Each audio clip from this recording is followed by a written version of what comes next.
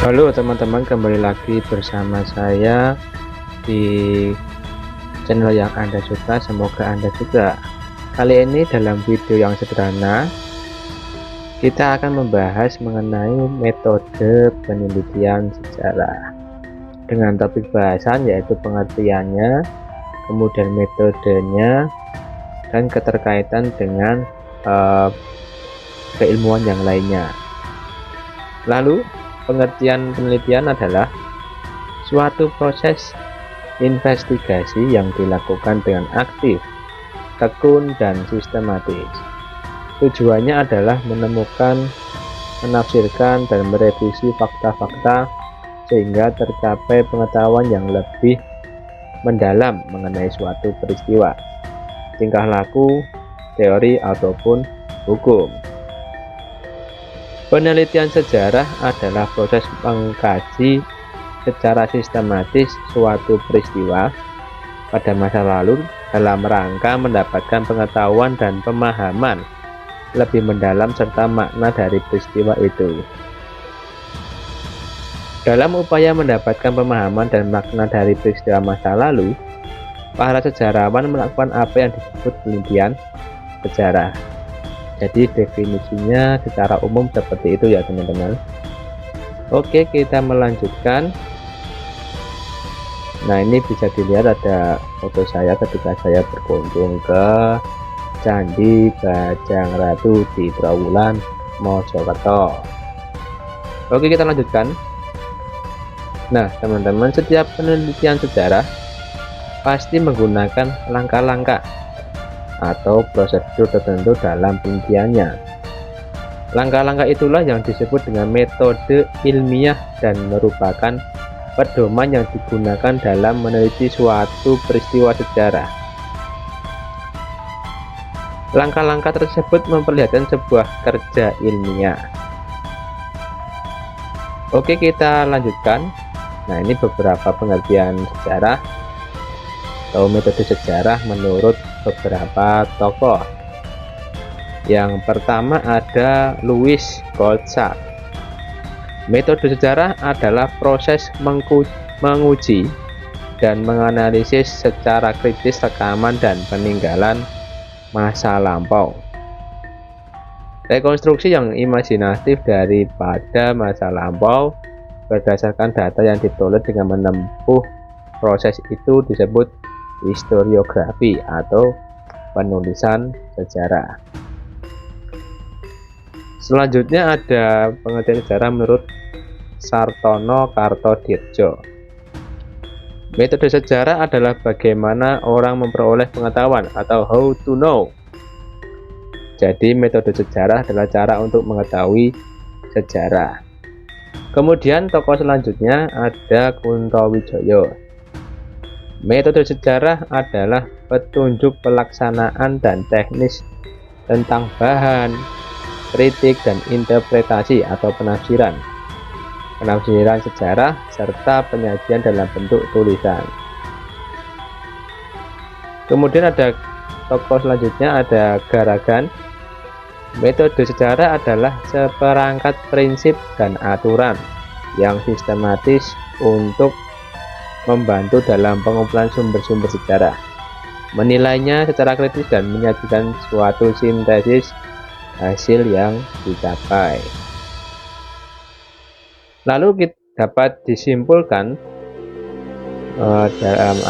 dalam konteks ilmu sejarah, metode penelitian juga disebut sebagai metode sejarah, yaitu sebuah proses menguji dan menganalisis secara kritis sumber sejarah dan peninggalan masa lampau dalam rangka menghasilkan gambaran yang benar tentang peristiwa itu. Oke teman-teman, kita lanjutkan ke bab selanjutnya, yaitu metode penelitian sejarah. Lalu apa toh yang dimaksud dengan metode penelitian sejarah itu dan bagaimana langkah-langkahnya? Oke, kita bahas mengenai langkah-langkahnya. Langkah-langkah penelitian sejarah. Yang pertama ada pemilihan topik. Pemilihan topik menentukan peristiwa yang akan dijadikan sebagai objek penelitian.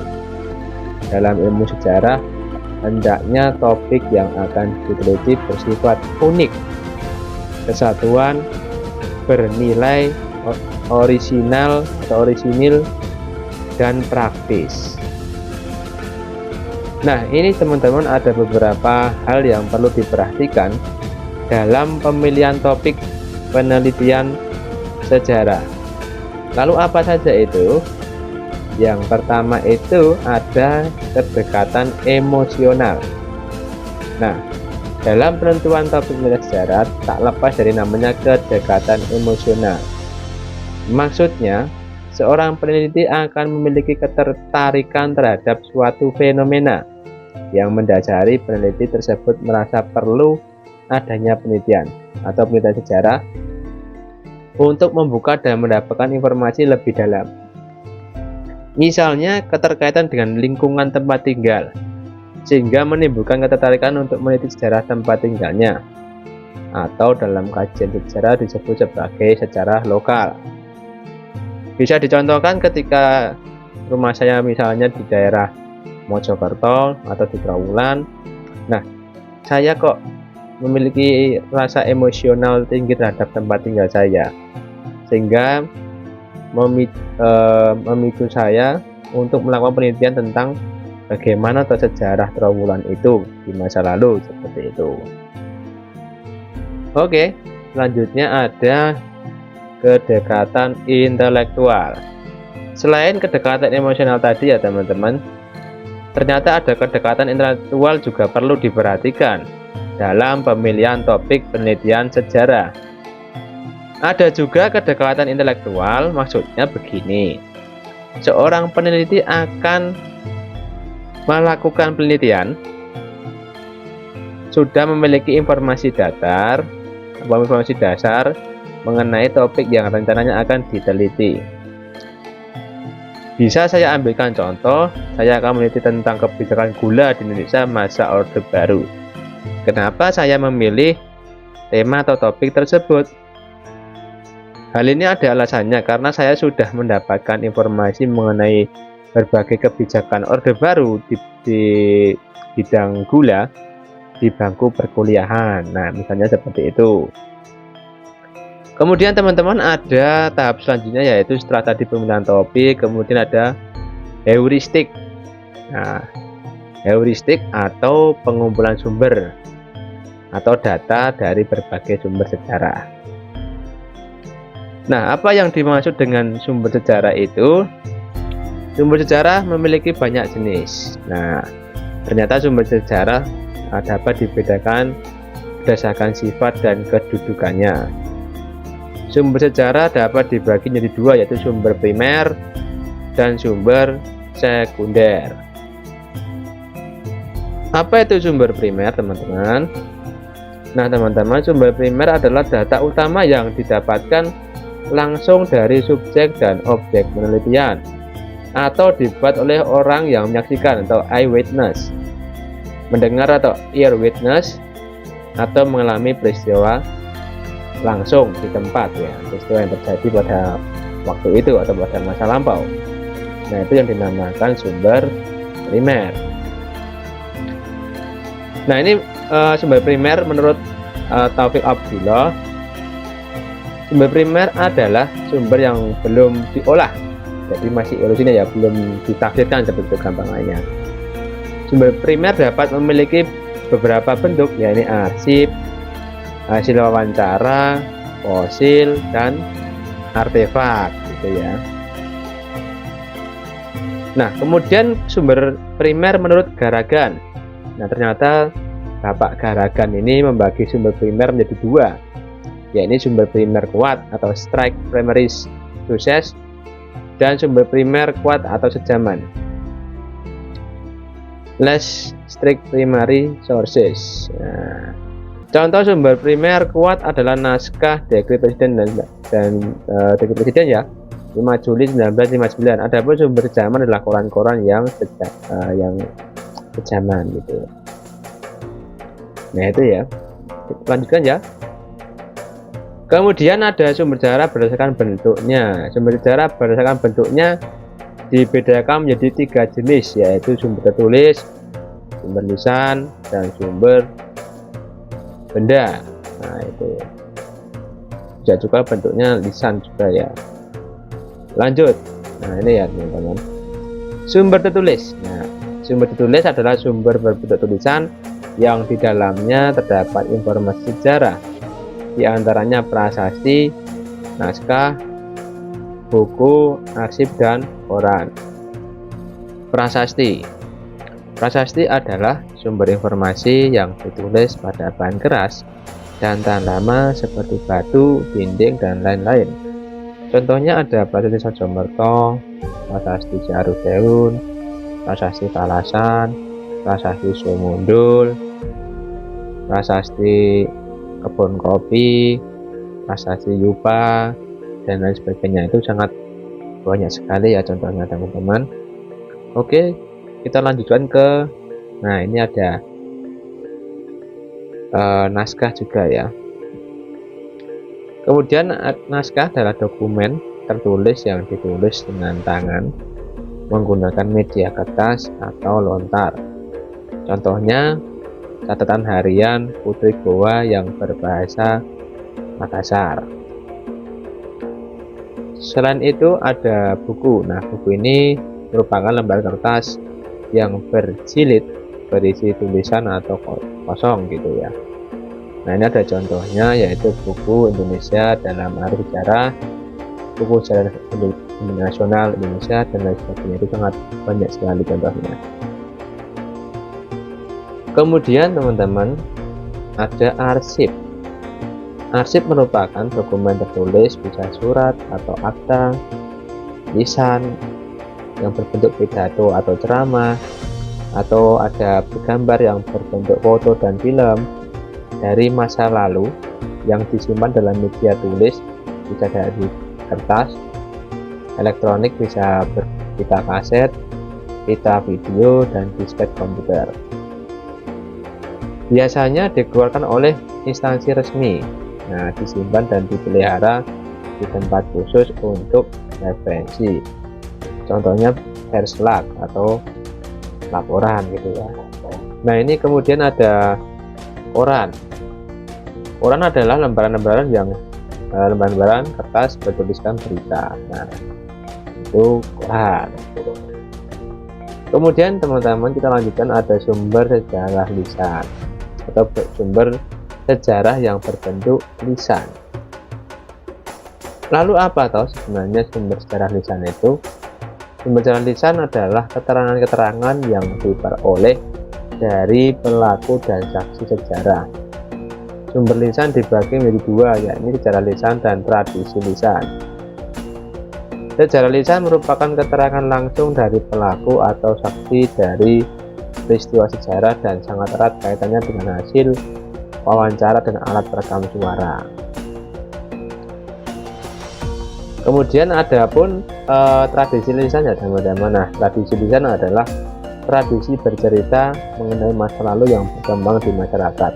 Misalnya tradisi dan legenda. Misalnya legenda Kawah Pening, legenda Candi Roro Jonggrang, legenda Malin Kundang, dan lain sebagainya. Contohnya sangat banyak banget di masyarakat kita itu. Oke, kita lanjutkan ya. Kemudian ada sumber benda. Nah, sumber bendanya ada banyak sekali teman-teman. Lalu apa toh sumber benda itu? Sumber benda adalah sumber berbentuk artefak atau hasil-hasil budaya yang ditemukan di suatu tempat. Contohnya peralatan penunjang kegiatan manusia. Ada pebble mungkin kalau dalam masa praaksara itu, atau kapak genggam ya, dan bangunan-bangunan. Bisa juga arca, kemudian ada guci, ada prasasti, kemudian ada bangunan arsitektur seperti ketika saya mengunjungi itu Gapura Wringin Lawang itu ya, di gambarnya di bagian kanan itu ya, pojok kanan sendiri. Oke teman-teman, kita lanjutkan ya. Nah, setelah kita tadi sudah mengumpulkan beberapa sumber atau informasi, atau data-data tadi yang telah kita kumpulkan. Ketika kita sudah mencari kemanapun, kita kumpulkan di satu. Kemudian tahap selanjutnya adalah ada kritik dan verifikasi sumber. Nah, tahap kritik dan verifikasi sumber merupakan pemeriksaan keaslian dan kredibilitas dari sumber sejarah. Nah, kritik bisa dilakukan dengan kritik internal dan kritik eksternal. Kritik internal mengacu pada isi dari sumber, sedangkan kritik eksternal mengacu pada kondisi sumber, misalnya cover, jenis kertas yang dipakai, kemudian bentuk tulisannya, bahan yang digunakan untuk yang digunakan untuk membuat sumber tersebut, apakah pada waktu itu sudah ditemukan atau belum. Nah, itu nanti itu namanya kritik eksternal. Sedangkan kritik internal tadi sudah ya, yaitu mengacu pada isi sumbernya. Apakah sumber tersebut memuat tentang tema yang kita ambil atau kita mau teliti. Nah, jika nanti tidak ada atau tidak menyinggung tentang tema yang kita teliti, sumber tersebut bisa kita singkirkan terlebih dahulu, seperti itu. Oke, setelah tadi sumber-sumber sudah diverifikasi dan terkumpul, kemudian kita interpretasi, atau tahap selanjutnya yaitu interpretasi. Apa itu interpretasi? Interpretasi merupakan proses penafsiran atau menafsirkan keterkaitan antara berbagai sumber yang telah dikumpulkan dan sudah diverifikasi. Nah, kemudian kita tafsirkan yang selanjutnya nanti ke tahap yang terakhir ini ya teman-teman, yaitu historiografi atau gampangannya penulisan sejarah. Nah, historiografi yaitu proses penulisan laporan sejarah atau penulisan sejarah dari hasil interpretasi atau penafsiran dari sumber-sumber atau data yang menjadi sebuah narasi sejarah tadi. Jadi sumber-sumber yang kita dapatkan tadi kita tafsirkan menurut pandangan kita bagaimana, atau yang kemudian nanti kita tafsirkan dan kita tulis secara sistematis atau kronologis menjadi sebuah narasi sejarah yang luar biasa itu ya. Oke teman-teman, dan ini beberapa sumber referensi yang saya pakai untuk membuat video sederhana ini yang berisi mengenai metode penelitian sejarah atau metodologi sejarah. Nah, itu ada karyanya Bapak Gunto Wijoyo, kemudian ada Ratna Hapsari dan lain sebagainya. Sekian video yang singkat dari saya, semoga bermanfaat. Terima kasih. Wassalamualaikum warahmatullahi wabarakatuh. Viva Historia.